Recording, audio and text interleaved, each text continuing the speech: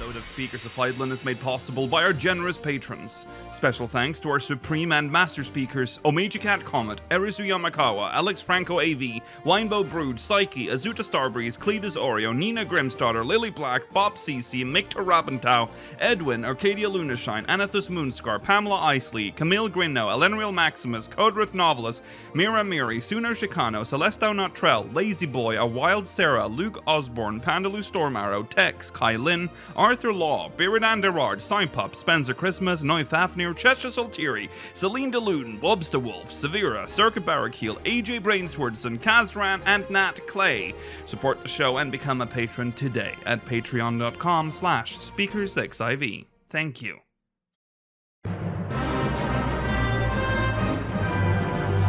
This is Speakers of Eidolon.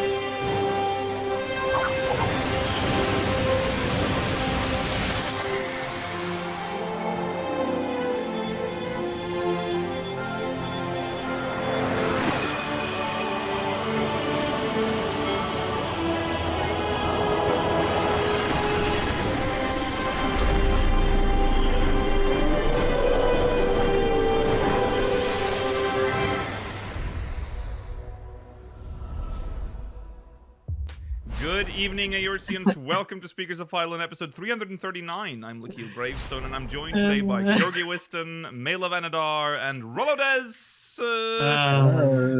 Funny. It is February 25th, Shut up, Mela. 2023. Welcome. We have some stuff to talk about today. We are going to continue the Koji Fox interview that we started last week. Oh yeah, I should also mention there's been no drama.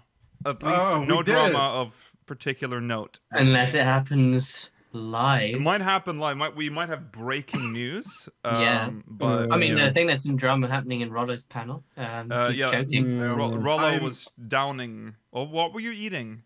I have some cinnamon toast crunch. I was trying to eat it. I still have some left, so excuse me. Yeah, good. Bring Lord. back the Varro days. Yeah, you're yourself when channeling you're Varro. eating. Yeah. We'll be, of course, like I said, talking about Koji Fox. The Koji Fox interview, we'll finish it. We'll be discussing Little Ladies Day.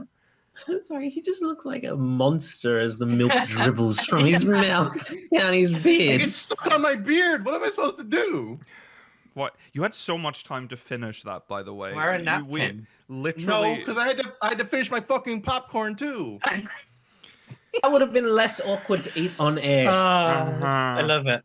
And it's a nice soda pop to wash it down. Okay. What a That's breakfast disgusting. of champions. Let's continue. We are going to talk about Little Ladies Day 2023, and we'll be They're reading not your so little MogMail, anymore. speakersxiv.com/MogMail. Stay tuned if you're watching live for the post-show. We'll be answering questions from the Syndicate. All right, let's jump into recent events and get the show started.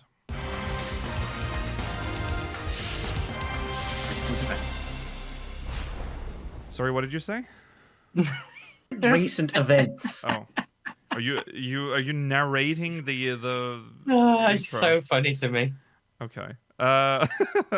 Let's start. First story. Dice. The Dice Awards, the 26th annual Dice Awards. Wow. Endwalker has won Game of the Year. No, online game of the year. Oh. Correction. Final Fantasy. Sorry, Endwalker has won Online Game of the Year. Yay! Yay. I don't know. There's not much to say about that. UHP posted a video thanking everyone for that. 26 years of dice. So it started in 97 or 98? I don't think I had much of an awareness of it, except I mean, I don't remember like PC Gamer magazine or whatever having like this is the Dice Award winners or whatever. Yeah. Mm, Yeah, I feel like I didn't. Well, I guess I just wasn't deep enough into this No. shit to I realize. mean, that I it was a existed. baby in the 90s, so. Yeah, that's true. yeah. So there you go. Congratulations, everyone. job. We won again. Keep winning. We can't stop winning. Suffering from success. All right, Little Ladies Day is back. A dance to remember. Whoa. Mm, Starting on March 1st at noon PST until March 15th, so 2 weeks. Where are you reading that from? From our show notes, you know, Yeah, the the show notes that we notes. use That's- for the show. Yeah, but that's not what it says on the webs. Oh, that's last year's. Yergi. No. Okay. Anyway, what are Why you? did last Where are year's come you? up first when I googled it? We literally have show notes. Why are you googling this? That's why we have show notes. I appreciate that. Yeah. Because Okay. there was no description. I was Oh, you were wondering looking if for that the was what it said on the. Yeah, I was wondering if that was the case on the website as well, Oh, or No, if no, like. there is a small description. It says the Royal Seneschal has a new event in mind to bring smiles to all the princesses of the realm. Yeah. Okay, thank you. That's what I was looking for. I'm sorry. No worries. Yeah. Okay. Yes. So, yeah, we don't really know much else other than the subtitle there. I would be willing to stake a reasonable amount of money that this is a dance I will forget. Well, Mela, you may not because one of the rewards is the dance. So you may not forget it. They might force you to remember it. Yeah. Well, put on your hotbar. It'll be there forever. Yeah. There's Depends how good it is. yeah. The rewards Bee's is knees will forever be a good dance, but like These bomb is a dance. shit dance. how Oh. I won't take bee's knee This- slander oh, on my you know what? Hey, show. real quick, Yeah. new video idea. Tier list for the mounts and the emotes. All we do it all together. No, Oh my two separate God. videos. That Two is separate videos. that has to be two. Wait, Instant content. Two videos. Content. Two videos. Yes, sorry, two videos. Two videos. Yeah, okay, yeah, that's fine. Yeah. Okay. Mobile tier list of all the mobile salt they put on the walls. Okay. So there are 3 rewards. There are only two pictures because one of them is an orchestrion roll.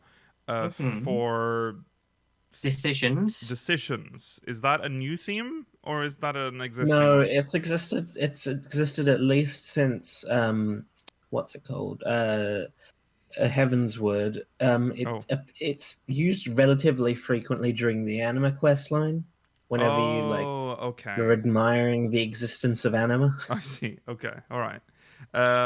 The first on the left there is the dance, and the second is a painting or like a poster. Is what it is. It's a lovely little ladies' day advertisement. Mm-hmm. And the Interestingly, dance is just little ladies' it has dance. the Moogle with the heart palm.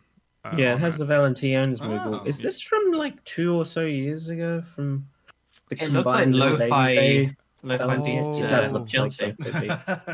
Oh, it's It's from last last year's? year. Yeah, because they combined Okay. Little Ladies Day and Valentione's Day. Yeah. So Mhm. okay. I don't Um, remember that last quest line though, but I assume it was about that girl. Yeah.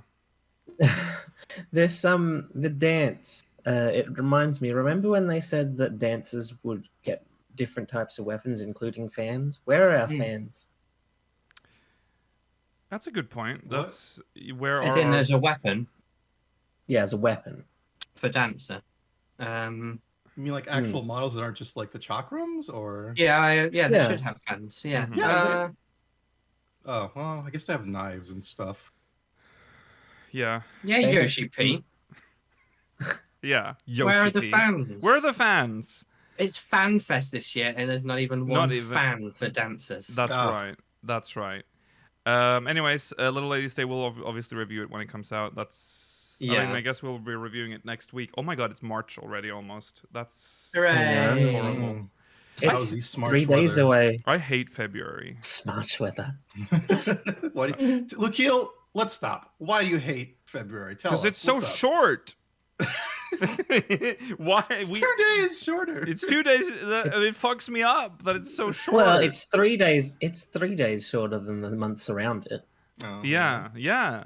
So I feel like I'm being, Except on leap years. They're, How does they're that make you feel? stealing. yeah.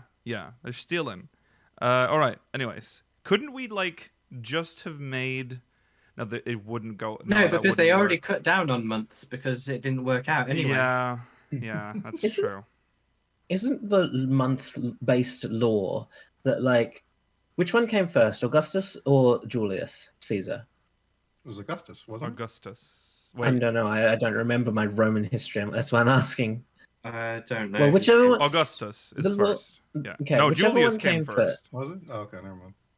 Whichever one came first, the law is that like they took 1 month from February and added it to the month named after them, and then the other one did the same thing afterwards. They took a month from February? A day, sorry. Oh, okay. It's... Oh. Yeah, because it used to be 31 days, 93 days, 31 days. Oh, And then, God. we, It's like, what we can't be the dealing fuck? with that. I hate months. We need a new system. Yeah, yeah. Let's just have a 100-day year. Yes, they added a day. Yeah, a day let's do rolling to that. July and seasons. August. Yeah, yeah. The seasons That's- don't have to align up to the months. Let's just have rolling seasons. So, like, sometimes January will be winter and sometimes it'll be summer. Yeah, yeah, yeah, yeah. Hmm.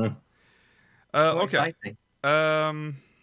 Anyway, yeah, as you can see, we're really not that interested in Little Ladies Day. Yeah, I like 'cause- the dance. It looks like it might be cool. I mean, you can't see it in motion, but I'm assuming it's kind of like No. a A fan exotic dance. Orientalist type thing. I don't know.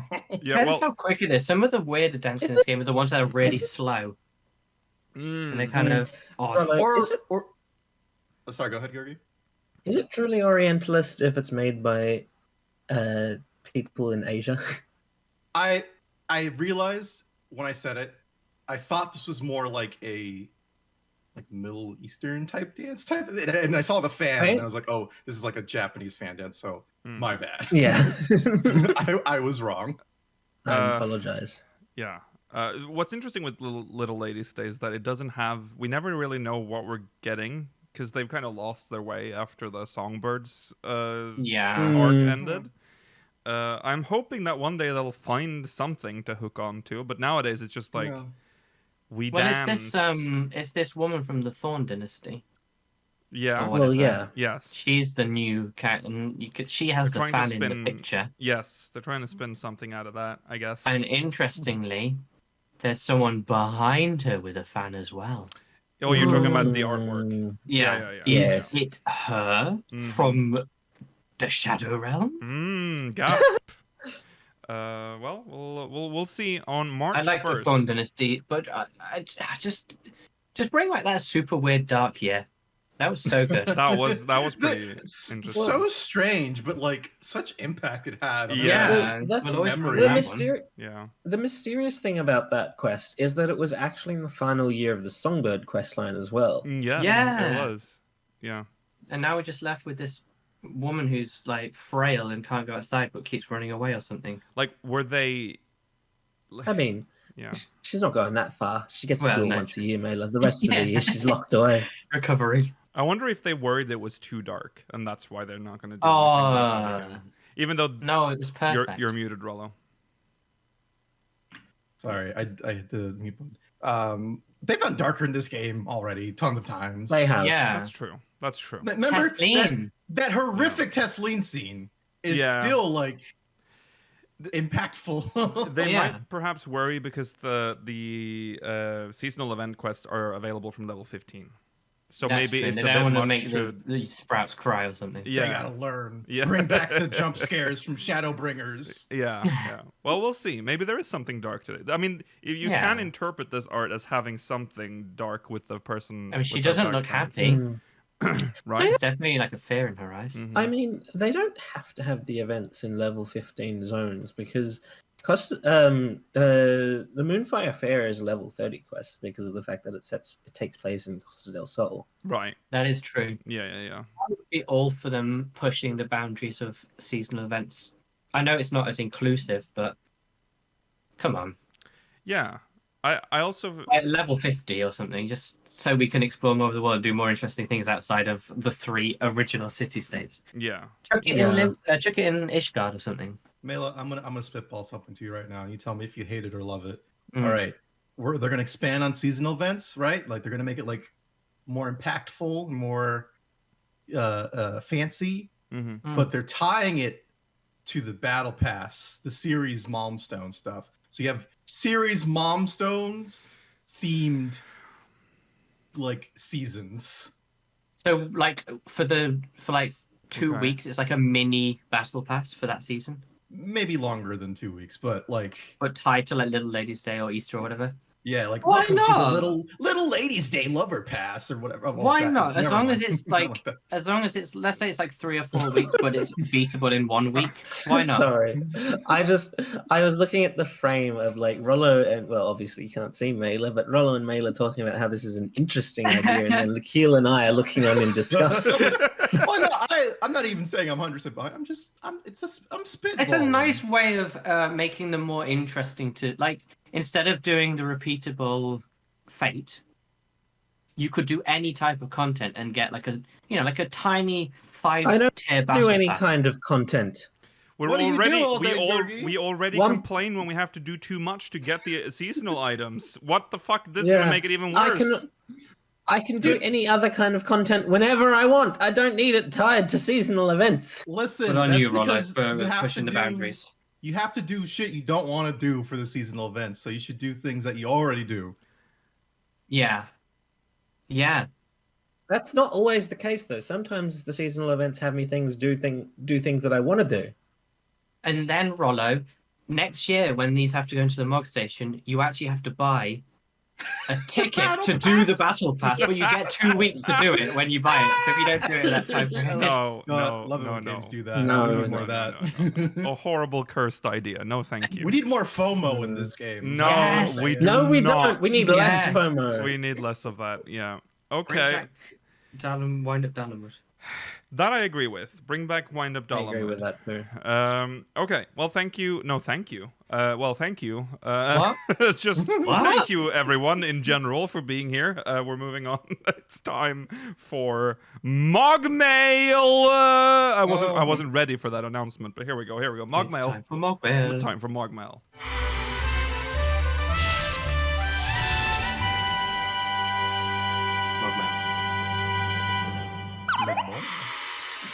This is from Tristan Lightwell from Brynhilder. Hi, speakers. I was watching a previous episode tonight and scrolled through the comments. One commenter simply added the word Kupo to their comment, and I noticed that YouTube had put an option to translate to English under it. Curious, I clicked it, and it translated to the word clothes. I'm not sure why, but this made me chuckle quite a bit. I ended up envisioning the Moogles as these tiny, psychotic balls of fur that constantly fly around screaming about clothing, whether that's what you want to talk about or not, and occasionally summoning kings to hit you with their new fashion ideas. I thought you might enjoy the imagery as well. It's It's interesting. Now to the question. Ever since Ysale lost her sight, the Scions have not been required to use those weird etheric goggle things they used all the time in A Realm Reborn to see the flow of ether. Ysale can see it all for them. It made me wonder, do you think they did this just so they wouldn't have to try and animate the Scions putting those goggles on anymore? It's a big change for a small result, but the thought occurred to me, it somehow made sense from a 14 development standpoint. What do you think? Maybe a little bit. Like, it's convenient because they don't have to do that. I would assume that the animation of putting the goggles on was like made once, and then for each character, and they can just reuse it. But I also think that like it might be a design aesthetic that they just didn't want to keep uniform between all the Scions. Yeah, It looked really bad in Urianger. I hated with that. Like, Oh. hated how he looked with it. yeah. I'm so glad they himbified him. Very- Like, bimboed him. Yeah. I quite liked them, though, in a way, because it was kind of like a scientific instrument in a fantasy world that they'd created to see the mystical ether. Yeah. And now it's kind of just, even though only can Thancred see ether? No. No. No, just Ysale can see it, Mhm. and yet everyone just partakes in that experience. Mm-hmm. Like, even like, if Kryle's on her own, she would need the goggles, really, but it just seems like they don't bother with that. Right. It's like, hey, Ysale, come and quickly look at this. So, Doesn't she have some on her costume? Yeah, Does- Kyle's outfit still has Oh. the goggles. well, all right, Yeah. bad choice of character, but you know what I mean. Yeah. No, yeah, I mean, I could believe it if they came out one day. It's like, yeah, we blinded her. We just didn't want to do it anymore. Like, Yeah. that's the reason. Like, I could easily see it happening. Yeah. I mean, but I guess they did have that fancy backpack thing in the Alliance, right? Yeah. So, Yeah. but They that's, required Graha to use it. Mm. I wonder what it would be like for Ysale if she went to the Phantom Realm. Like, would she be just constantly blinded with Aether? Oh, that would be good. Yeah. Yeah, that would be interesting. like night vision goggles during the day. yeah. Yeah. So why can't Thancred? Because he went into the live stream and was blinded, wasn't he? But he got And then he just got his sight back. it back. Well, he was never. He didn't go on the live No, stream. No, he just got they used the spell to move him, and then it was just Well, stolen. Yeah, he never he- went blind. He never went blind, but he did lose his ability to manipulate Aether. Yeah. Yeah. Because He he did only went in suffer quickly, from didn't going he? through the live stream. But that was live from when he streaming. was possessed. Well, yeah, Yeah. because he was. Thancred's No, life has that been wasn't. rough.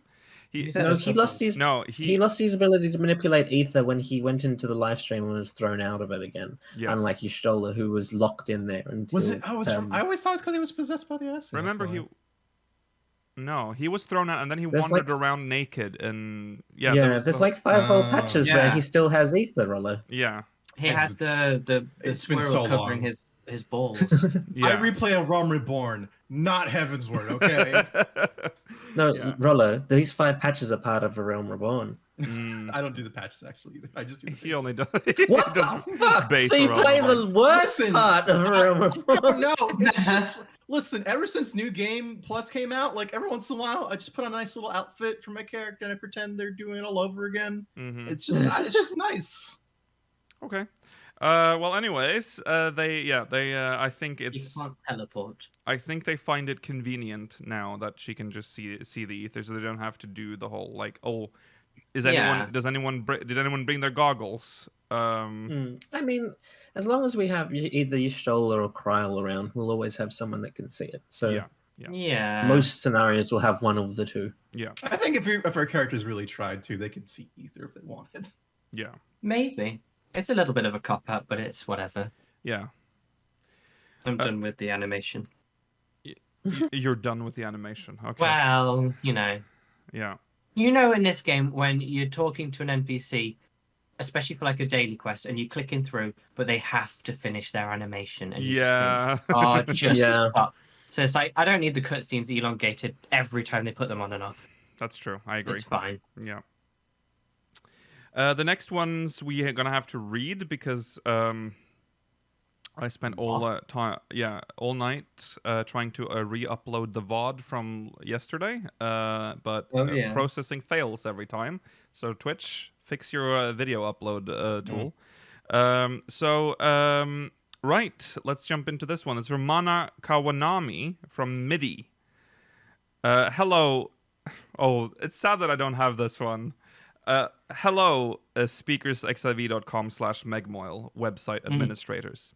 Oh, cool. I'd like to submit a complaint regarding your crude oil operations. My local oil baron claims to have no records of your legal documentation in any region where oil is stored. Hopefully, we can get this resolved in a timely manner with as few. I have just been informed that this is actually just a nerdy podcast. Please disregard this correspondence. On a serious note, I have one question. Do goblins on the source look like the hobgoblins on the first underneath the masks, do you think? Love you guys, Mana.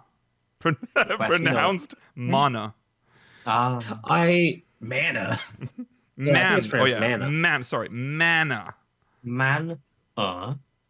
I sincerely hope not. I would like to think that it's a case of divergent evolution, similar to how like the Amaljar don't look the same across the first and the source. Mm-hmm. I refuse to believe it. Like dinosaurs.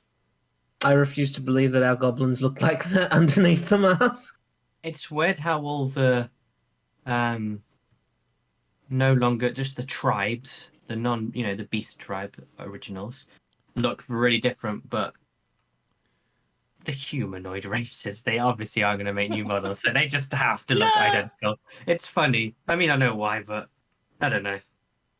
I don't imagine the goblins look quite like that. I think they're a little bit cuter, but I do think they have big noses. Well, they do have. I mean, in 11, in the artwork for 11, they do actually have one, and they are the same as we have in 14, which is what they're based on. So Unmasked. technically canon. Yes.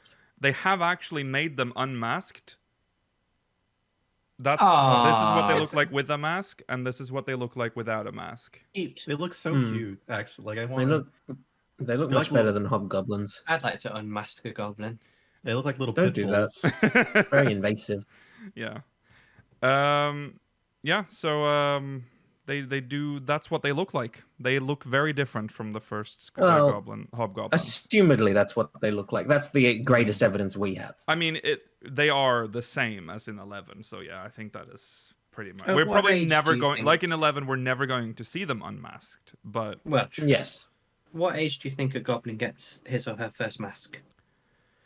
Do you think they have to get like training masks as they grow up, or do you think they just wear one as an adult? Or do you think maybe in the goblin homeland, wherever they come from, they don't need masks because the air quality is how they want it? I don't know. Hmm. Oh, also, sorry, they also have the color of them here. Oh, But- they're green. But that doesn't make any sense because even Oh in my god, 11, that looks so cool. their ears. Wait. Yoshi They don't- P mode. Yeah, their I ears. like that it has the are massive their ears skull green? shoulder. In Yeah, they're greenish, aren't Yeah, they? they are They're green. kind of so. greeny. Yeah. Yeah. So it does line up. Okay, never mind. So there you go. That's interesting. I think We they have- just share Kid a goblins. body and slightly a name. Yeah. In terms of, Hmm. but yeah, I guess you could just call them different species. Yeah. All the kid goblins we have in game though are in the lands where they need a mask. I want to Yes, know about that's goblins true. in their home. I want to know where Well, they we have come no from. idea. Yeah, we have no idea where they came from. No. They might not even have a homeland anymore. They might just be perpetual, like, Oh, they're just nomads. wanderers. It's because they're from Yeah. Vanadil. Oh. Okay. Well. Thank you. Maybe they're aliens like the dragons. Yeah, because they came don't from think so. the planet of Vanadil. Yeah. Okay. Anyways, moving on. We'll do one more. This is from Mana Kawanami. Nope, that's the No, same it's one. not. That's Sorry. what the last one was. Oh, shout out. Tiblix. Sorry, no. Tibix. Tibix Sinclair. Sorry, I've got a boomer eyes from Kujata. Where's that? Which should Japan, probably. That's Japan. Okay. Sounds Japanese. Kuja. I don't recognize it as an American one. Well, I No. Okay, sure. That is. Oh, it's on Elemental? See, we don't know enough. That's one of the Elemental. new servers added. Yeah. From, oh no. Ah. From Realm Reborn. From Realm Reborn, I should say. Oh. Yeah. So, what data center are we in? Japan. Japan. Jota is Japan. So we are in Nippon. Japan. Okay. Hi, speakers. I've got a question that probably hasn't been relevant in many years, but is still one I've been thinking about for a while. Did Ysale temper her followers? She had a large group of very fanatical supporters who were all willing to die for her and her cause, which is very thrall-like behavior. We know from Thordan and his Knights 12 that tempering can be slow and subtle, making changes to one's personality and beliefs, and potentially not even be an intentional process. We also know that Ysale has taught how to summon from an Ascian, probably Travanchet, but we'll never know for sure. And we learned in Endwalker that tempering was an intentional side effect added to summoning by the Ascians as a way to sow more chaos. I haven't been able to find any mention of this in-game, nor any discussion relating to it online. I'm interested to hear your thoughts, and if this changes your view on Ysale at all. Okay. I would. Question. I don't think she. I don't think she Shiva- intentionally did it. Not intentionally. If she ever did, it would have been an unintentional, like, instance similar to Ramu. She harbors a primal within her, like Shiva, so she has the power to do so. Mm. It's an interesting, like, retrospect look at that, actually, because they were very fanatic in, like, their defense of Lady Iceheart. But they were all like the heretics, weren't they? Who took Yeah. of the dragon's blood. That's true. They were Like- already Yeah. kind of, yeah. Yeah, so they just I don't think they were tempered because the summoning, like becoming the primal kind of thing, is still really different kind of summoning, I would say. Mhm. Because she isn't tempered, essentially. Like Ysale is. Well, she can't. She No, isn't she can't be tempered because she has the Oh, yeah. echo. Yeah. Mm-hmm. But Well, her- she it does. She has Shiva like within her. Like the power of a primal is in her. So, And she has the thing is she has full control over it too, pretty much. Mm-hmm. yes. Which is different from like who's the only I guess Reen does. No, That's more of like a simulation. Mm-hmm. Yeah, I think everyone that's ever taken a primal inside themselves or has become a primal is had full control. Thornton did, and I'm pretty sure Yotsu did as well. Mm-hmm. But Thornton seems insane. Like Thornton tempered. Well, that's because Thornton's crazy. I don't think it means that he didn't have control. Is he crazy because he's tempered though, or because He wasn't by himself. I don't think he tempered himself. But he tempered his knights. He purposely tempered his knights. Yes. Yeah. Mm. So there is. If you have the can do it when you have the primals power. choose to temper. Mm-hmm. Yeah. So we can't I don't really. think it's just proximity Well, based, is it? Well, it's kind of a bit proximity. because it can be accidental, Mailer. Yeah. Because remember that happens as Ramu does it. Yeah. Mhm. Ramu doesn't want to temper Sylphs, but he does it accidentally. Yeah. He's such a. I think- I feel like if that was the case when we were adventuring with her, she would have like accidentally tempered someone. If that was the case, right? We spent a long time with her, around a lot of people that could. No, but I think easily- it could only happen when she's transformed. Yeah. When she is Shiva. Potentially. I don't So- think it applies when she's as Ysale. maybe that the fact that she does have the echo is what maybe kind of stops the fucked That's- up part of the summoning. Yeah, Like I don't where- disagree with that theory. I think that's a good idea. Yeah. That's true. Yeah. Yeah. Yeah. Like it cancels out the tempering part of the summon that they were taught by the whatever Ascian taught her. I forgot. Yeah, we don't know. But yeah, okay. Also, they did mention that tempering can be slow and subtle, which is what happened to the Knights 12. But Knights, yeah, Knights 12. That's what they call it in game, right? Knights 12, the Heaven's Word. The Heaven's Word. Yeah. Yeah.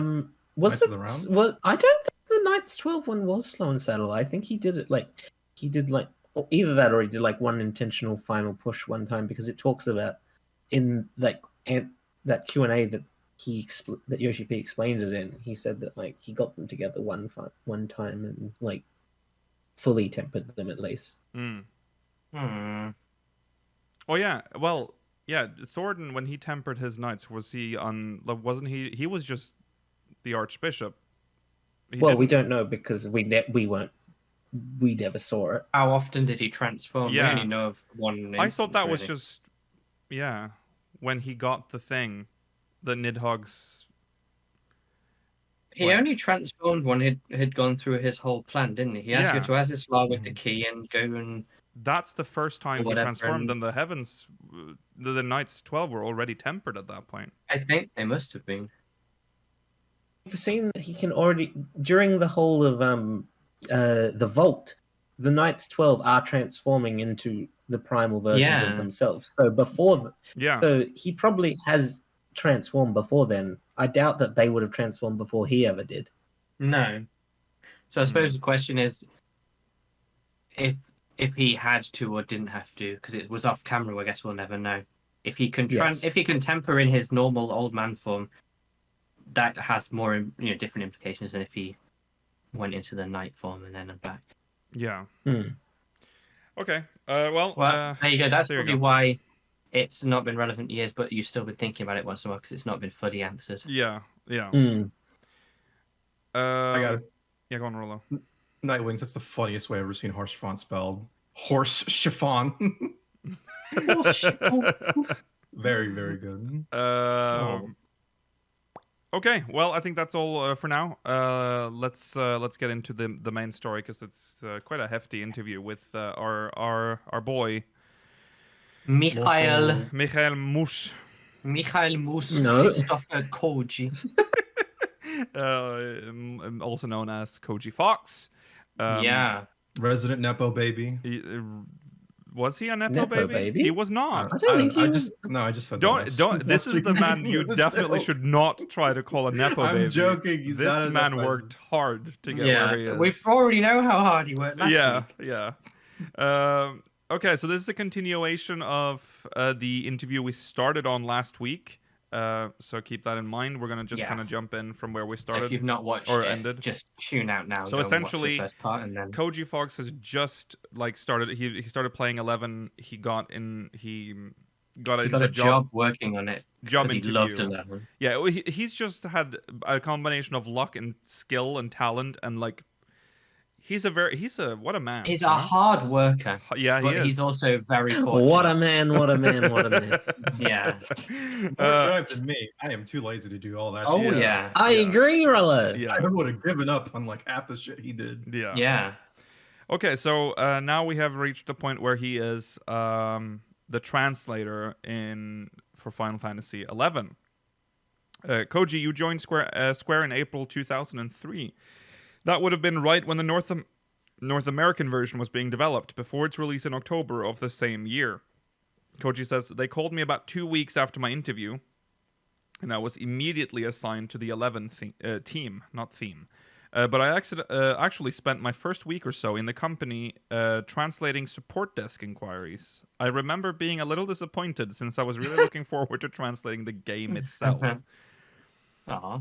How There was, you go. There's some bad luck for him. Finally.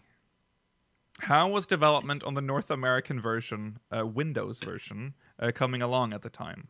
Koji says, I think the release date for the North American version had already been announced by the time I joined.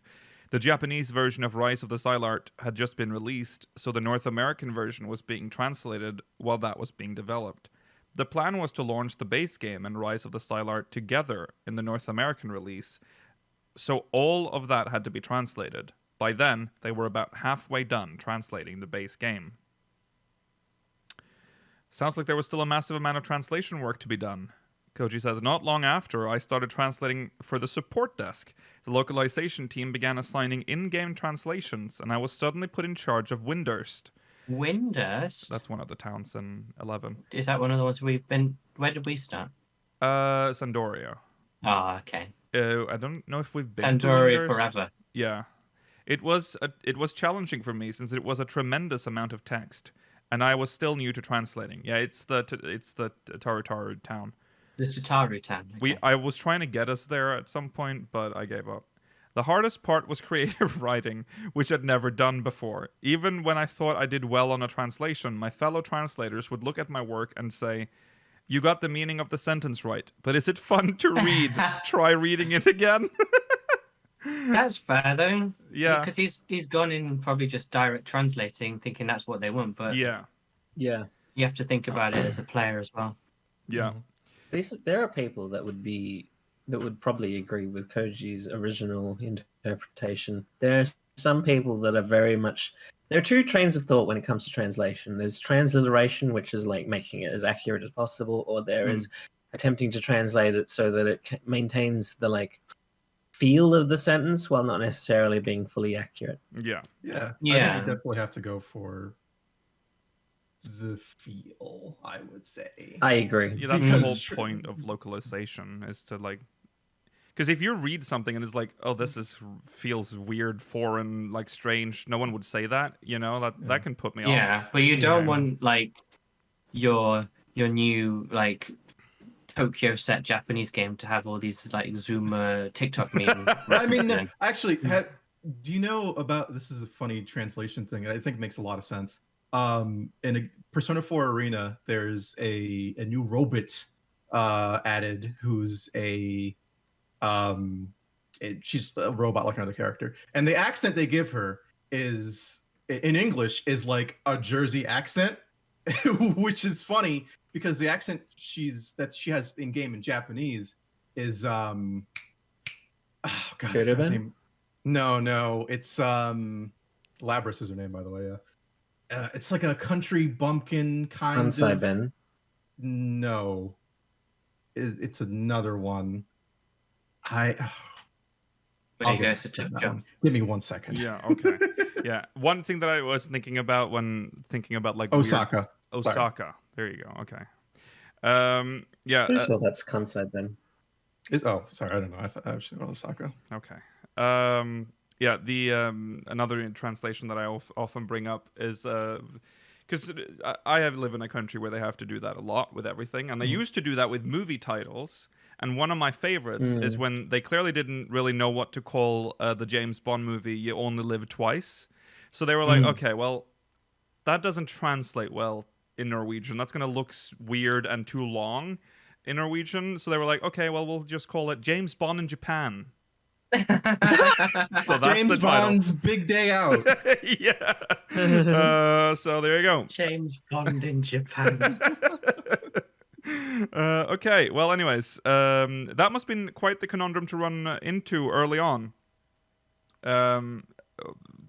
Koji, what is the direct translation of "You Only Live Twice"? See, it's hard to. I struggle because that saying does not parse in Norwegian. So I'm not going to say it. I'm not going to say it. It is permissible for you to live multiple times. Yeah, I think it's kind of like that. It's a play on an expression in English that it's not even a real English expression. The expression is "you only live once." Yes, Yeah. and even that is like not really a saying in Norwegian. Like we wouldn't say that. Okay. Koji says, a lot of the time I'd go over it again and be like, they're right, this isn't interesting to read. Before working on Final Fantasy XI, I was pretty confident in my English and Japanese and figured I'd master translations in no time, but I was very wrong. Very wrong. No, wary. Where did I say it? Very, You said very wary. wrong. Very wrong. I was thinking in Norwegian for a second there. It fucked me You've up. confused him, chat. You've Stop. got him thinking That's between why- English and Norwegian. That's why I can't say just that. be quiet. I see. I wonder when he started to gain his appreciation for puns. Right? I think the more power he was given, the more he's pushed the boundaries and just become like more and more funny. Yeah. Because as a junior, you wouldn't dare. No. Well, now he's head of localization. Exactly. He can do whatever the hell he wants. Creative Business Unit 3. Mm-hmm. Forced to read all those puns now. Yeah. I see. So just getting the meaning across wasn't enough. Koji says, for the most part, non-Japanese players will never see the original story that was written in Japanese. In other words, whether or not the Japanese version of the story is interesting is irrelevant to them. Their evaluation will be based on the translated version, so there's no point in having a translation if it isn't entertaining. Most importantly, the scenes that left an impression in the Japanese version have to be translated to impress the players who are playing the English version instead. Okay. So you're saying that the translation needs to provide the same enjoyability as the original game? Koji says, Ideally. that's right. That's not what I'm saying, actually. when I was first hired, my translations were very faithful to the original. So if someone were to translate my English back into Japanese, they would end up with the original Japanese text. But when a translation has phrases that aren't used in English, the players won't understand what you're trying to convey. Translators need to consider the intentions behind the words, or the emotions won't be conveyed to the players at all. So even if your translations were passable in exams, they were still lacking for a translation job. Koji says, that's right. My senior colleagues pointed out that while accuracy was important, that doesn't mean we should translate word for word. The meanings and emotions that the text is meant to convey are more important than the words themselves. Once I understood that, I learned to translate while considering how to convey the intentions behind words. Yeah, I mean, that's probably a whole other skill, isn't it, really? Yeah. Yeah. That's interesting, because what I've always heard about, particularly the French and the German translations of 14, is those are often considered much more literal translations compared to the English one, which is more, what's the word? Like, it translates the meaning while not necessarily being completely accurate to the Japanese. Right. Yeah, I but thought that's they were just based on the the French English and one. German. Weren't they? No, the English one's based. I believe the French and the German ones are based on the Japanese one. Oh, okay. Yeah, Yeah. but they lack a sense of humor, so it's fine for them. Whereas we crave, we crave the puns. Koji says there's a sorry. That means that sometimes you might even change words and phrases around. Koji says there's a pretty big difference when you compare the Japanese and English text in 11. And I imagine I'd get marked down if I translated the same way on a language test. On the other hand, I'd like to believe that our translations manage to preserve the message behind the stories, and that they're just as dramatic and emotional as the original Japanese. When I was translating for 11, I tried to convey emotions and the true message as naturally as possible, even if I ended up ignoring the grammar or sentence structure of the original text to some extent. I've managed that outlook on translation since then. Maintained that outlook on translation since then, even after moving on to other projects. So I guess we could say that your career as a translator began with 11. Koji says, 11 was a wonderful learning experience for me as a translator. Thanks to the other translators I worked with in the 11 localization team at the time, who read and revised my work, I was able to learn about the ins and outs of translation and what I should or shouldn't do. I was able to get to where I am today, thanks to Final Fantasy XI. Oh. Yeah. Did you have... Yeah, go on.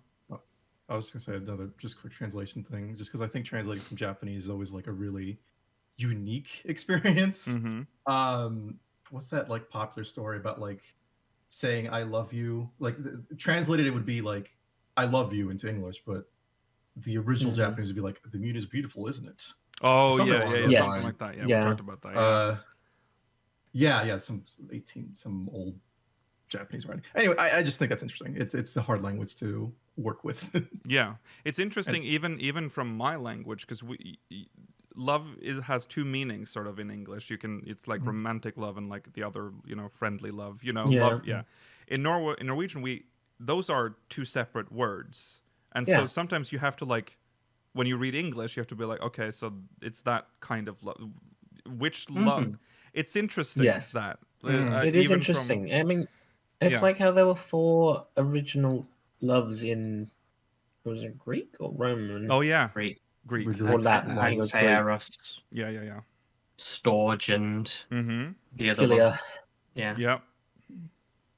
I think what's quite interesting in the translations as well is there will be, like, within your hive mind culture, there will be certain things that will, give an emotional response. So even if you learned French, German, Japanese, because you've not grown up with those cultures, even the scenes that are meant to hit hard for a certain reason might not have the impact on you. So you have to translate not just language-wise, but for the life lived of the people who are playing the game. That must be difficult. Yeah. God, imagine doing live translations. I could not. Oh, if someone asked me to do Mm. live translations of someone speaking Spanish, I'd be they said give them burger. Live translations are often more on the literal sense because you don't have time to add that nuance that you would in a translated story. Yeah. Mm-hmm. But I think, for anyone that speaks like another language, like it's when someone asks you, hey, can you what does this mean real quick? It's not just a quick if it's a one-word sentence, maybe it's easy. But once you start getting into more nuance, you can't just it takes time to think. When we were watching a show called Stjernekamp before stream last year, and they have those video things in between. The sync is what they're called in Norwegian. I don't know what they're called. When they interview the contestant before they go on stage, I would try to live translate, and then it will be fine until they reach one of those words that has multiple meanings, and then I just freeze. I'll be like, yeah. What's this mean culturally again? Yeah, it's like, oh, this is gonna sound weird. Actually, if you watch the MGP coverage, that I did that there as well, but much less because I'd learned from Stjernekamp. I knew I can't do live translations like that. It's very hard. Okay, anyways, let's move on to the next question they asked. I'm saying that to buy time because I've scrolled accidentally. Did you have a mentor figure who taught you the ropes? Koji says that'd be Richard or Dick. What a nickname. No, wait. Why is it like that? Dick. Yeah, you're No, right. Dick is right. Dick Honeywood. Right. Yeah. Dick Honeywood. Yeah.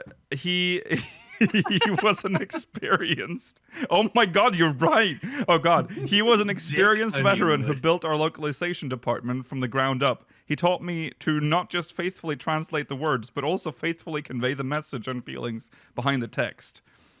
Richard Mark Honeywood, also known as Dick Honeywood, original localization To the director for ladies. Final Fantasy XI.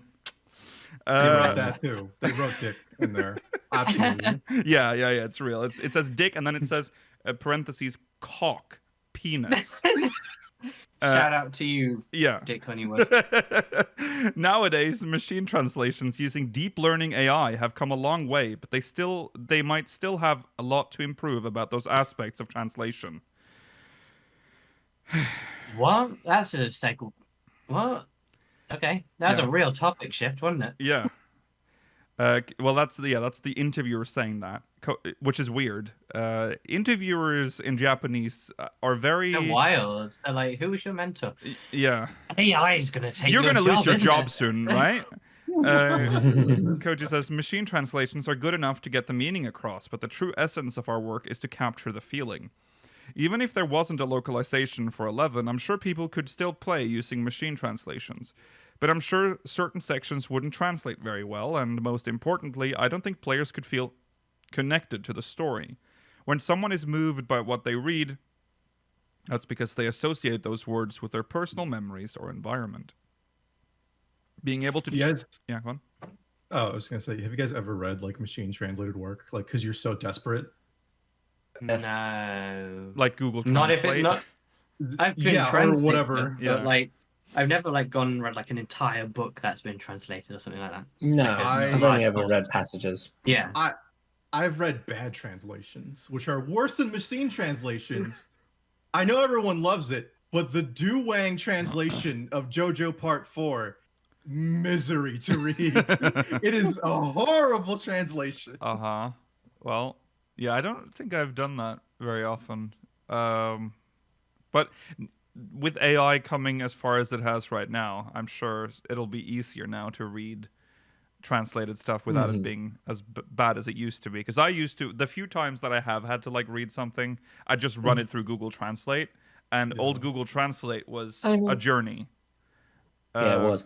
I mean, Google Translate is effective enough that it's able to real-time translate the subtitles when we're watching Yeah, that's true. And Norwegian Arcane. shows. Yeah. Google is so good. It's able to translate images that you have in your camera and even keep like the font almost and the style. Yeah. Google Translate's pretty wild, but It it's, is. it's never gonna, you know. Well, they are now Even- unveiling their AI. Isn't it called Bard? I think. Is Bart Simpson. Then that's gonna integrate into the search engine now, which is pretty crazy. It's gonna be good. Yeah. So Don't that's get me gonna wrong. improve And things its drastically. own, you know, we could go far with AI, but You'll it probably only still takes get a one translator. mistake in the translation to pull you out of it. Yeah, that's true. And that's where the human touch is essential. So we might not need a whole team of localization people, but Koji Fox, you're safe. Yeah. Being able to choose the words that evoke those feelings and giving them weight comes down to having the intuition. Perhaps AI will be able to translate those nuances one day, but I think it's still a long way off. That's probably true, yeah. Yeah. With how our world is constantly evolving, we'll never know what the future has in store, says the interviewer. Koji says, at the very least, I hope it won't happen until after I retire. I'd be in trouble if AI made my job obsolete like 5 years before I hit retirement age. Laughs. That is true. I think the AI thing is so sad in that, like, I think it's great that it can be so powerful and it could be a super great tool, but it's just going to be used to, like, ruin jobs instead and make really shitty products. Well, the trouble is, Rollo, not to get too Let's not get too into the sidetracked politics or whatever, but Yeah. the whole point of building towards this future is so people don't have to work. But that's Yeah. not going to happen. But the problem because is that's not how yeah. society's been built. Yeah. Automation also- is great, but not in this system, man. No. The idea was that we originally thought it would be used to replace the jobs that people didn't want to do, which are manual labor and other things like that. But now we've seen that it can do things by stealing. That it can make creative products as well, which is kind of what we wanted to do. Yeah. Someone submit us an AI submitted question or something. That'd be fun. Yeah. Put a prompt into the chat GPT or something. I'm going to show you something because in the post show, I have an AI tool that's going to help me not make videos, but help me with my voiceover for videos. It has cloned my voice. Oh, that's terrifying. So that when I go through the script and I say something wrong, I can just go into the script, enter the change, and it'll make it like I will say something else instead. It's crazy. And it literally sounds like me. I was sure it took like 2 days for it to make it. I read for like an hour, and then I sent it in, and then you have to like consent to send your voice. It was scary. That's weird. And then it came back, and I just wrote something, and I'm like, oh my god. And it's read in that like Fall and Rise voice. It's fucked up, dude. So now if someone got hold of that, they could make you say awful things. It can it is encrypted. You cannot activate that voice without my voice saying like the consent to use funny, dude. Yeah. But now we just need a voice recording of you saying I consent. Yes. And then we can always consent. If you can get that recording, yeah. If you say what? Okay. Anyways, so stay tuned for the poster for that as well. Also, I forgot to mention that in the poster we'll also look at the clip compilation for January. Yes. Okay. Choosing words that match the feeling and situation. I'd like to ask about the obstacles you ran into during localization, such as translating Japanese expressions that didn't have an English equivalent. For example, I've heard the Japanese phrase... Someone read this. Thank you for your hard work. Can be difficult to express in English. Koji says, in that kind of situation, I'd set that word aside for later. As I mentioned earlier, the main point is the feeling that we're trying to convey. So I would look at the context of where it was said. Was it an informal greeting before leaving the office, or a sincere appreciation for someone's hard work? I would then choose the English words that would best convey that feeling, or in some instances, if the surrounding sentences are enough to convey a sense of good work, then I might even omit the word in my translation altogether. On the other hand, the auto-translate feature in Final Fantasy XI has standalone phrases. Was it difficult to translate those? Oh, sorry, that was the interviewer asking that. Koji says, it certainly was. For example, I always said that the word with regards shouldn't be added to auto-translate, since it has many nuances in Japanese. Since I played in Final Fantasy XI, I knew Japanese players used it to mean different things based on the situation, like, nice to meet you, or could you take care of that? Thanks. Because of that, adding Yoroshiku under one English translation would only lead to miscommunication, so I asked the development team to come up with alternatives instead. That's fair. Difficult though, because the whole point of having the key phrase list, you just pick what you want to say. If the Japanese had one extra phrase and you played with one of them who used it, how would it translate? Yeah. It just says in parentheses untranslatable. Yeah. That was a great run untranslatable. Yeah. Maybe. What if we're chewing the fat is an untranslatable phrase they just changed? Yeah. Maybe. But even after I explained to them, whenever there was a new expansion and it was time... Actually, we are chewing the fat. What is that in the other languages? Like in German? Right? Great question. And we are consuming the grease. Yeah. We shooting the shitsin. Yeah. Let's see. But even after I explained it to them... Wait. Yes, that's correct. Okay, but even after I explained it to them, whenever there was a new expansion and it was time to add new phrases to auto-translate, Yoroshiku was always in the list without fail. Like, come on, I already said we shouldn't add that. Laughs Riley. Kappa's in real life. Yeah. Incidentally, 14 also has an auto-translate feature, and I noticed it translates... as good game. GG. Koji says that's right. Otsukare-sama. Is yet another phrase used in many different situations, but at least with good game, you can somewhat understand what the other person meant, even if it wasn't used correctly. Yeah, it means when we've lost and we spam good game, it means you guys sucked and you should have done better at Crystalline Conflict.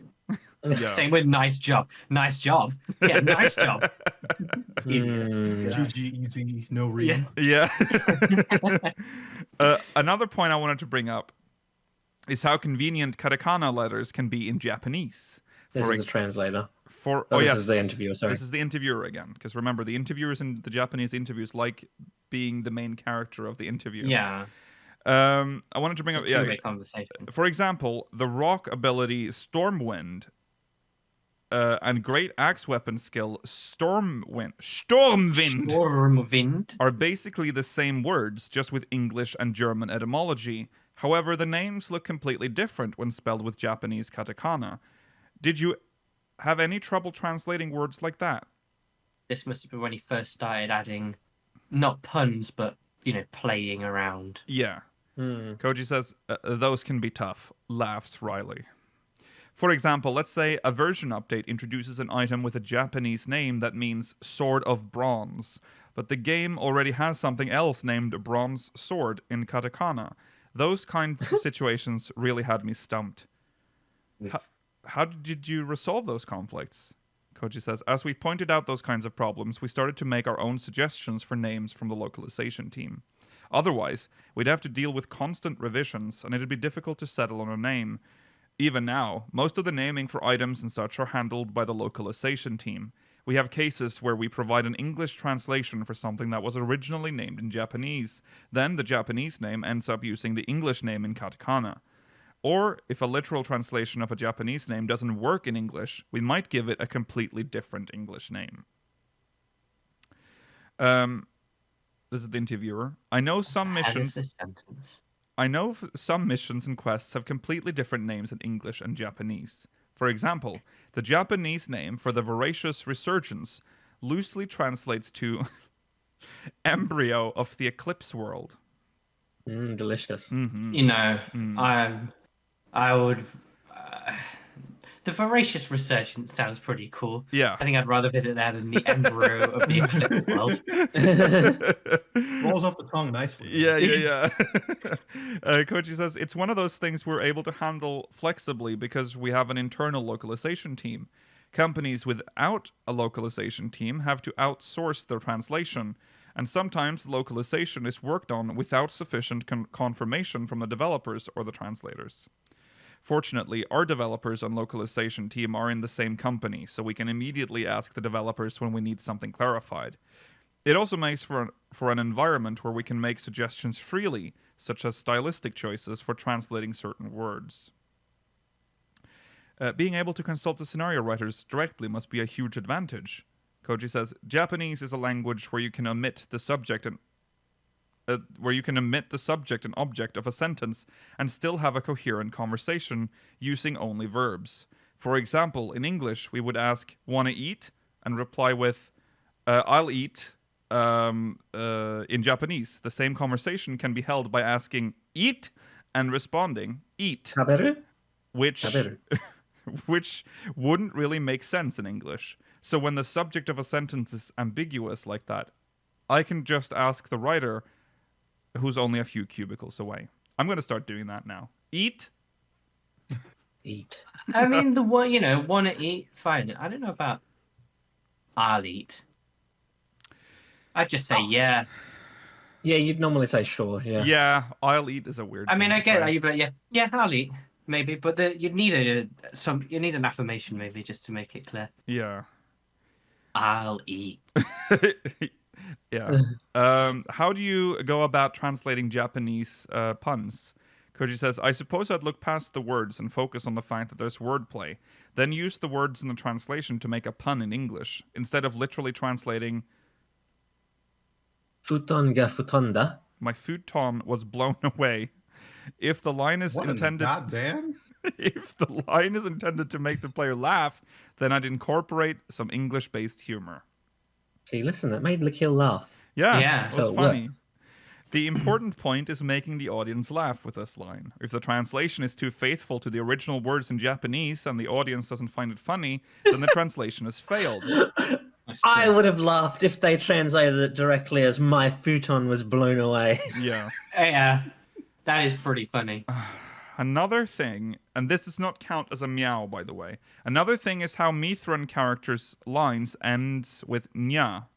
Japanese Onomatopoeia. Yeah, for a cat's meow. I can't even say that word in Norwegian. In the Japanese version, how do you express that in English?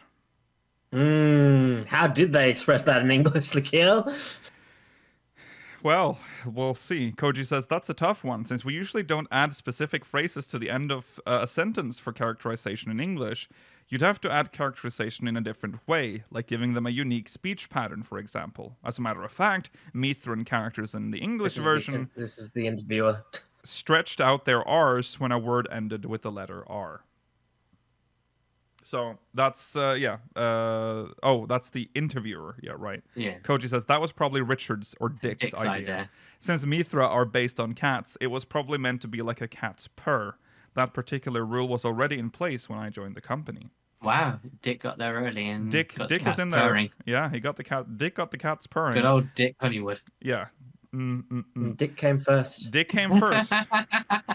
Never forget. That purring thing was carried over into 1.0, and that's why A Realm Reborn characters, we talked about this yesterday, I think. That's why A Realm Reborn. Well, that's why characters. a lot of Mikote A Realm Reborn characters that existed in 1.0, I think, still had that way of speaking. I mean, the only ones I can think of are the ones that are at the Forgotten Springs, because characters like the armorer, the armorer guild leader doesn't have that. She's been trait. in Limsa too long. Yeah, I don't know how. Yeah, I don't know how many there are. I will say I'm glad they didn't continue that. I just don't think it works in English. You didn't find it fun to read. Yeah, no. I just don't think Japanese speaking quirks really translated all into English. They still do They that tried it with the in 11, but yeah. what are they? Ananta. They do this. They do the S's. Yeah, They do the long that S. works, and I think Kupo works too. As and the weird... Sahagin, they do their Yeah. Yeah, like that. big fish people. Yeah, but I don't mind some Mikoto doing the R, but I feel like reading lots of R's in a row just annoying, isn't it? It looks like a fan roast it. Yeah. The Taru as well have like a well, I don't even know what to call it. They speak in they repeat the last part of some words and it's very annoying. They rhyme. That's what it is. They do rhyme. Yeah. I love. There's a very funny moment in the most recent 11 playthrough. It was in last month's clip compilation of Lakil getting angry at Taru. Yes. Well, he was playing this discordant music on top of the soundtrack and Sandoria's fucking music is like bagpipe. So you have that really aggressive bagpipe, and then you have someone going. Annoying. What about the kobolds who end all of their sentences with synonyms, different words, many words, lots of words? Interesting. I'm curious as to what that's originally. Yeah. I don't mind these sorts of things, but I find them unusual to be like a racial tick. Like species-wide, we all have this speech pattern. Yeah. It's just how they learnt to speak. I guess. Yeah. I don't know. If you were to raise one by if you were to take Gabu. kobold, Gabu still has it because he was raised by kobolds long enough. But if you were to take one from as a baby, they probably wouldn't have that trait. No. Yeah. And they can teach themselves not to do their traits. There's a goblin in Idleshire that doesn't say things in gobby speak. Right. That's fair. Well, it's like their dialect or their accent. Yeah. I mean, it's just like... Yeah. Koopa. Funnest example I think I can think of that has something like that is the Hanar from Mass Effect. I think it's just so funny because of their voice tone is always just monotone. They have to like Are they the indicate. big ones? Yeah, they're the big four-legged ones. I like yeah, them. and like it. That's a funny one. I think it works really well. Mm-hmm. Yeah. Okay. Other times we change the S in a word to TH, or change the pronunciation slightly. Another thing we can tweak is a character's choice of words. We can add characterization by using intellectual words or foul language. Yeah. In that respect, I envy the Japanese language because there are so many easy ways to characterize it. For example, you can make a character sound like an old man just by writing a regular sentence and adding ja at the end. That's It's German otherwise. Or Norwegian. That's a trope with old people in TV shows, anime, and video games, even though you'd be hard-pressed to find someone in real life that ends their sentence with ja.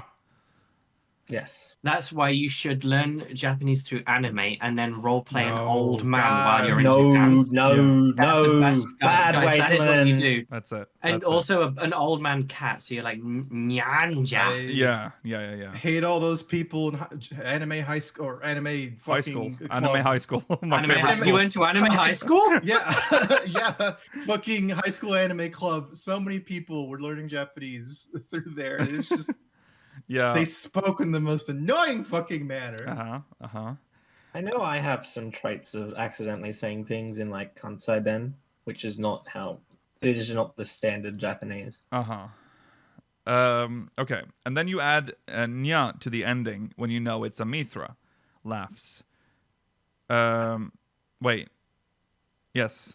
Also, in order to change a speaking character from feminine to masculine in Japanese, you would only need to remove dawa, whereas in English, you may need to completely rewrite the line. In those cases, I feel that Japanese is nice and easy. Mughals also have a distinctive kupo at the end of their sentences. How do you handle that in English? Koji says, the rules for Mughals were established before I joined the company, and we add kupo at the end of English too. I'm not sure who decided that. Yeah, that was decided many years ago. Yeah, that's a long time ago. Before this game. Yeah. Okay. Oh, now they're going to talk about speaking of rhyme, the Taru stuff. Having a hard time making Shantoto's lines rhyme. So those who don't know, Shantoto is... You've seen Shantoto if you played A Realm Reborn. She was part of the seasonal event, the crossover for 11. If you played A Realm Reborn at the time of Realm Reborn. Yeah. Essentially the black mage poster girl in 11. Yeah, I mean, like a fake version. Yeah. She's the 11 representative in Dissidia. Yes, yeah. she is. Not to be confused with Shitoto. No. No, who was a character in our game. Yeah. Completely different people. Yeah. Next, also the same. Yes. Next, I'd like to ask about your work on the localization team. Could you tell us about the actual translation workflow? Koji says, first, when we receive the Japanese text, we divide the work within the team. During that process, text related to the three nations was often assigned to the same team members to maintain a consistent writing style across version updates. A story tends to feel more unified when the same person continues to work on each installment, and I assume the same goes for the Japanese version. We also designated team members for translating the main story of the missions for each expansion as well. Do the translators decide the finer points of a translation on their own, or does the team have certain predetermined rules? Koji says, 11 involves a tremendous amount of text, so some points are left up to the translator to decide, but major conventions are usually determined within the team. We're especially wary about aspects like characters' speech patterns or the names of items, which might come up in different situations. Those kinds of conventions can affect other people's work, not just our own. For instance, if we decide that a particular character uses complex vocabulary and an antiquated speech, it could cause trouble for the next translator who handles that character in a later version update. Yeah, that makes sense. That's like, because you have to keep that in mind for a very long time. You gotta have those character guides. Yeah. And you have to know that whoever comes after is able to translate it in the same way. For example, if you were the person that decided that Urianger spoke the way that he spoke in A Realm Reborn, you would have to be aware of the fact that everyone after you has to translate him that way as well. Though they did simplify what he says now. Yes. Yes. Noticeable difference. Yeah. Okay, so the interviewer asks, have you ever run into that problem in your own work? Koji says, one character I had trouble with was Shantoto. Her Japanese dialogue wasn't very complicated, but Dick decided that her lines in the English version had to rhyme. And again, damn it, Dick. That's Dick Honeywood, everyone. Oh, Dick Honeywood. Yeah. Ladies' man. Oh, that sounds like a lot of work, considering how often she appears. Koji says, rhyming adds a lot of constraints because of how you need to choose words that have the same ending. Since I had to translate the original meaning from Japanese and also make it rhyme, translating Shantoto's dialogue took me twice as long compared to others. I was like, why do you have to make this rule for such a talkative character? Laughs. But perhaps it paid off, this is the interviewer, considering her popularity among Western players. Koji says, characters who rhyme all the time, okay, are insufferable to read. Yeah. Every now and then it's fine, but having your whole speech pattern be rhyming is so irritating. Well, I think I think it works for Shantoto because she's kind of supposed to be eccentric and a little bit like annoying. Yeah. She's an annoying little Taro, which is fine. But and when the rhymes are like clever as well, like I don't know. It didn't bother me with Shantoto. It did get old with the Taru in general, though. But yeah, that's true, says Koji. It's a good memory now, but it was a real struggle at the time. We learned from that experience and eventually settled on a format where we discuss and decide conventions with the team. In some cases, the discussions extends beyond the English translators and include translators for other languages as well. One of these meetings is like, I would like this character to speak only in sonnets. Every sentence, everything they say is now a sonnet. Yeah. Please look forward to it. Sounds like an iambic pentameter only. Sounds like teamwork plays a big part in making those kinds of decisions. Koji says, this isn't something that only applies to translations, but while I believe it is possible for one person to create an interesting game on their own, the result would only contain one person's worth of ideas. The more people you have, the more ideas you'll end up with. Your colleagues possess qualities that you don't have, and you're also bound to have something they lack, and so together you end up with a better result compared to what you would have accomplished alone. Furthermore, the development process allows us to evaluate the positives and negatives of our work within the team, from which we can keep the positive aspects. That's not something you could do on your own. It's only possible when you have a team. In that sense, the 11 team had a clear idea and unified vision of what they wanted to create, so we were all able to work well together. Team. We love teams. We love teams. Were there any other complications related to translations that you faced within the team? Koji says, one of the hardest things about localizing an online game is checking for revisions. In online game development, adjustments are being made right up until implementation. Even if we're asked to translate a certain chunk of text, by the next day, you might find out that half of it was rewritten. Keeping track of changes has gotten much simpler these days, since revisions can be displayed with the click of a button, but back in the day, when we didn't have features like that yet, I'd come to work and spend the first 2 hours reviewing all the files, to identify any revisions that had been made. It didn't even have like Microsoft Office 365, you could check the changes from previous versions. What did you do? Just read through the whole thing? Yeah, I guess so. Yeah. Surely they'd highlight their changes or something at least, or they must have had something. They probably would, but still. Lord, that sounds. It's similar to coding. Like you'd have to review it every day. Yeah. Only do things that you have full control over. So only code your own full programs, translate your own. Then at least you know what's going on. Yeah. I don't think they can do that because that's how you end up with 1.0 to 2.0, mate. Yeah, That's true. yeah.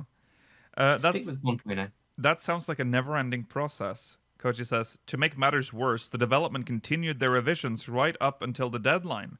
However, the localization team was also given the same deadline. Oh my god, laughs Riley.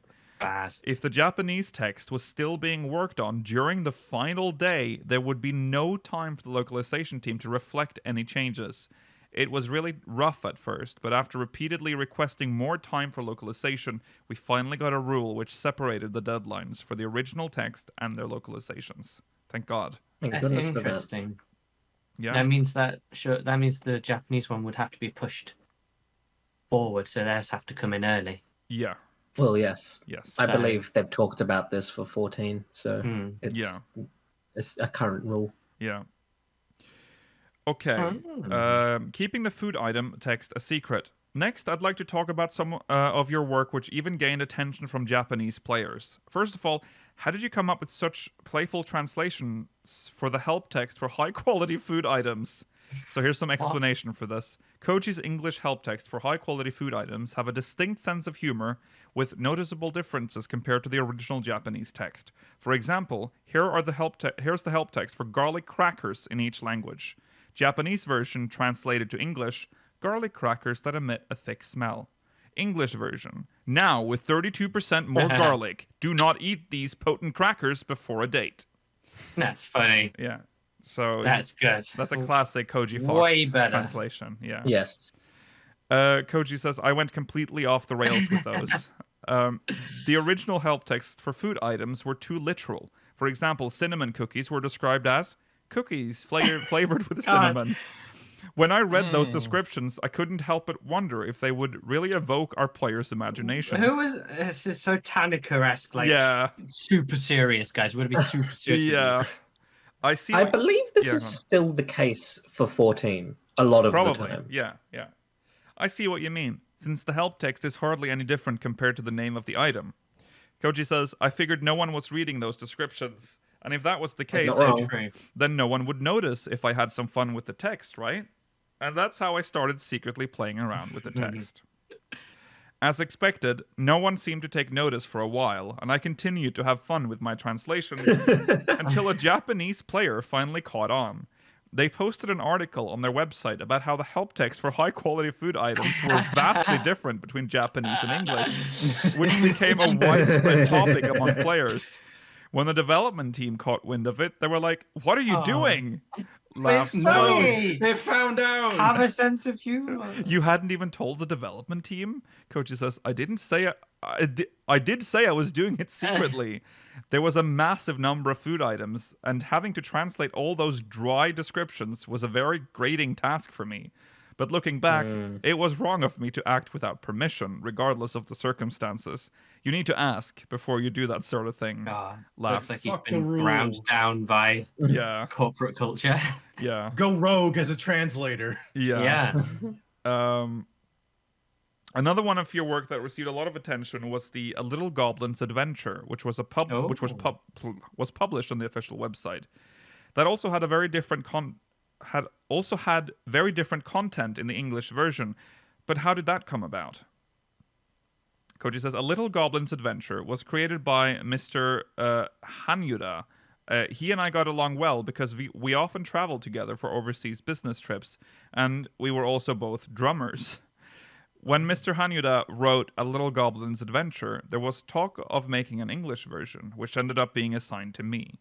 The Japanese version had been written in an interesting way, so I tried my best to make the English version just as interesting, and ended up going overboard there as well. In the end, the English version I wrote was translated back into Japanese and introduced on the same website again. Everyone was like, why are the Japanese and English versions so different? God.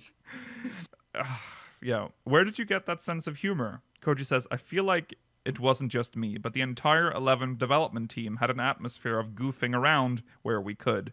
The publicity team shared that sense of humor as well. They once introduced me on their official website as a foreigner who's 250 centimeters tall, 8'2", My God. along with a photo of me standing on a chair behind a partition. That's funny. Our resident giant. That was also shared on that other website, Laughs. Koji says, of course, everyone usually worked really hard, but it was a strenuous project.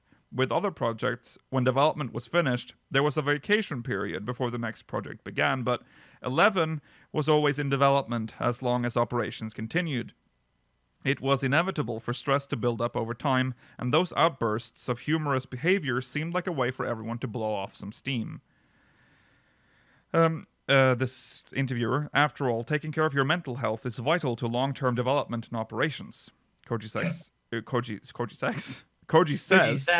Final Fantasy XI provided me with plenty of opportunities to keep things fresh by taking on new challenges and trying things I normally wouldn't do. Can I quickly say that taking care of your mental health is vital to long-term development and operations is a very corporate thing to say. Yeah. It's not important that you maintain your mental health for yourself. It's important for the company. For long-term development. Yeah. We're valuing yourself based on your productivity at all times. Yeah. I love that they keep bringing up this other website of like these disgruntled, ultra serious Japanese players who are just constantly criticizing why are the versions different? Yeah. He's not 250 centimeters tall. Yeah. Okay. I think we have a lot more left. No, we don't actually. No, never mind. It's refusing. This is the last. We're going the final stretch. This is the entirety of the last part now. Starting here. Okay, the trials and tribulations of translating lyrics. Koji, you were the drummer for the Star Onions at Final Fantasy XI Summer Carnival 2005 and Altana Festival in Osaka in 2007. Did you have any experiences with music prior to those performances? Koji says, I started in music when I began playing percussion in 5th grade. From there, Same. I played percussion in marching bands and brass bands up through high school. After moving to Japan, I joined a band in university and worked hard to make a major debut. Did you go through with all that as well, Georgi, or nope, I stopped doing it when I finished primary school, Melee. In Hakoda, I left the Glockenspiel behind. There's never to Glocken again. There's this performing arts theater called Aundo Hall. Glay has been performing there since their debut. And there's this wall where they wrote Glay in enormous letters. We wrote our band name next to theirs in small letters, but perhaps our shyness was a sign that we weren't going to make it big like they did. Imagine that. Glay, an incredibly famous band, and then the Star Onions. The Star Onions! So when are we making the Final Fantasy band? We can do it. Well, we already have some songs ready, you know. We have Coca-Cola and My Ass. Yeah, and Bahamusi. Bahamusi, I Need You Now. Yeah. We've definitely got more, but we just need to search the archives. Yeah. So you'd been doing music for quite a long time then. Koji says, those experiences eventually led to joining the Star Onions for Final Fantasy XI. I believe the band was formed when Mr. Mizuta wanted to... Who's that again? They will explain. Wanted to do a live concert, to which Miss Tanioka agreed. Okay. Naoshi Mizuta is the composer for most of the music for 11. That's why that rang a bell. Kumi Tanioka, composer, arranger, and pianist who composed numerous songs for Final Fantasy XI. Okay. How did you end up as their drummer? Koji says, we had another drummer in the company, Mr. Hanyuda, but he was already part of Mr. Umatsu's band, the Black Mages, and couldn't commit to another. Cooler name. From there, people in the team knew that I also could play the drums, so that's how I ended up getting nominated. There was an audition sort of thing where I played the drums in front of Mr. Umatsu and Mr. Hanyuda, who instructed me to play certain beats. Umatsu, that sounds familiar, I don't know. Never heard of him. Well, Arata Hanyuda is the original it's not global. Nobuo, is it? Well, we'll see. They have explanations here. The original global promotion producer for 11. That's Hanyuda. Nobu Uematsu, composer of numerous tracks in the Final Fantasy series. That rings a bell. I thought he was a boxer. I thought so too. Yeah. Or was it wrestling? I think it was wrestling. Or boxing. Yeah. And he likes drinking beer. That's his life. Yeah. I heard he was a envy him. musical therapist. And since then, you've played at several large-scale events for Final Fantasy XI, both in and out of Japan. And now you even handle the vocals and rapping for Final Fantasy XIV. I just hope people understand that was a joke, considering how much we've talked about Uematsu. Oh, We sorry, obviously yeah. know who that is. Yeah. Just don't even in the comments, please. Koji, I'm not sure how I ended up in those roles. Wait, did I read the? Yeah. How did he become you the did. rapper? Like, that's a... Because he can He's speak from America. English. Well, I think it's because he just does it. You know what I mean? Like he doesn't Yeah. seem to like. If given the opportunity, he'll just do it. And Just one Yeah. day, someone was like, I think- "Yo, Koji, give me a beat," and then Yeah. just like. Well, I think if you're going to be a rapper for English lyrics, you have to have decent enunciation, which is more difficult for the non-native English speakers. Yeah, Yeah. yeah. He's just living life to the full. You can have a little bit of English rap. It's okay. Ooh, sometimes it can be hard to even understand the regular lyrics in a primal song, Rollo. Yeah. I believe you've also written lyrics. What was the first song you ever worked on? Koji says, the first song I wrote the lyrics for was Distant Worlds, the ending themes for Chains of Promethea. Oh, I didn't know that. Technically, I was translating the Japanese lyrics written by Misato, but unlike a normal translation, it had a melody and needed to rhyme, so it was very difficult. In the end, I essentially rewrote everything from scratch, based on the feelings of the original lyrics. That must have felt good. Yeah? Was Distant Worlds the concert series named after this song, or was the song? I think did the so. song come second? I think it is. Ooh, Yeah. that's cool. That's surprising that it's named after an 11 song. Yeah. Yaeko Sato is the planner for Final Fantasy XI. Planner. Yeah, planner. Just planner. Planner? What does that even mean? Just plans. She just plans things. She- For fun. Quite an Yeah. empty diary these days. Okay. Sounds like translating lyrics was very different from translating regular text.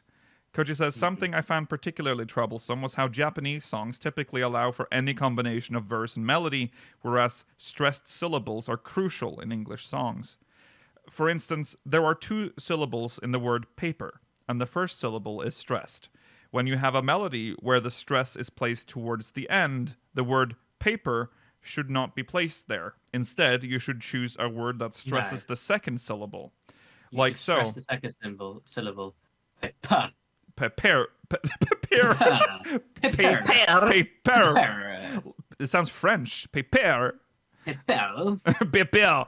Like so, translating lyrics into English is restricted by the melody and rhyming schemes. Combined with having to preserve the feeling of the original poem, you end up with numerous limitations, and so translating lyrics is the most nerve-wracking and time-consuming part of my job.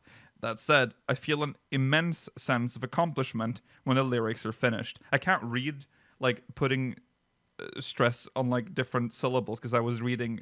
You were trying to... In my head, I Yeah. was trying to be like, put it, stress at the wrong spot now. I couldn't do it. We've got you. He's pointing out something that I've always noticed about Japanese songs is that, like, when Japanese is sung, they can change the focus or the stress on whichever syllable is necessary so that it will rhyme. Yeah. Because oftentimes when I'm listening to a song sung in Japanese, I'm like, that's not how that would flow when spoken, but okay. Right. You Yeah. can't break that rule as often in English. I mean, No. you can sometimes, but it's Yeah. But you'll notice it. You'll be like, that's Yeah. a way of saying that. and I guess when Japanese people do it, they don't care about that rule Right. too much. No. Mm. There's often cases where foreign songs are covered with completely different Japanese lyrics, and vice versa. Perhaps they too are the result of prioritizing certain elements and feelings of the original songs. Koji says, in the end, all that matters is that the song is enjoyable for the listening audience. After all, wrestling an accurate translation of the original lyrics into the melody doesn't necessarily make for a good song. Ruth. Nope. Koji, you're also the one who I love suggested... this Italian picture. Yeah, there's a picture of him. Spaghetti. Koji, you're also the one who suggested the name We Are Vanadil for 11's 20th anniversary website. Could you share your reasons behind the name?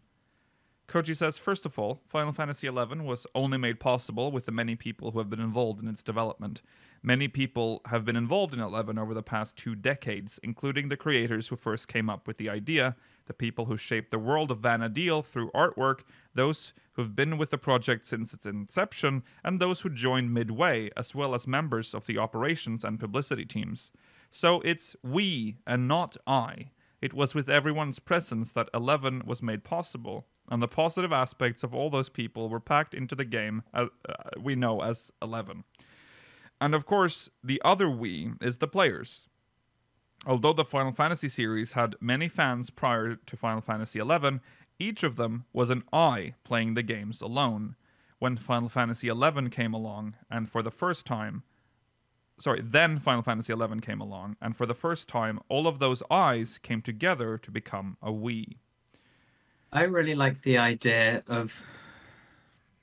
It would probably be best if it was Tanaka started just going, I am Vana'diel. Yeah, that would have been the name of this series if this... Yeah. And it's all about me. Yeah. Interview me for everything. I am Vana'diel. It's like a 20-part interview with just him. It'd be so good. So the name was also a reference to how 11 was the first online game in the Final Fantasy series. Koji says, that's right. Furthermore, the actual game content in 11 could only be played with a community, not by one person on their own. I mean, would you have been able to obtain a magic skull all by yourself in the early days of the game? Laughs. I don't know. No, the answer is no. We were able to keep playing thanks to the help of the people we met back then and a sizable overall community. That's why it's we.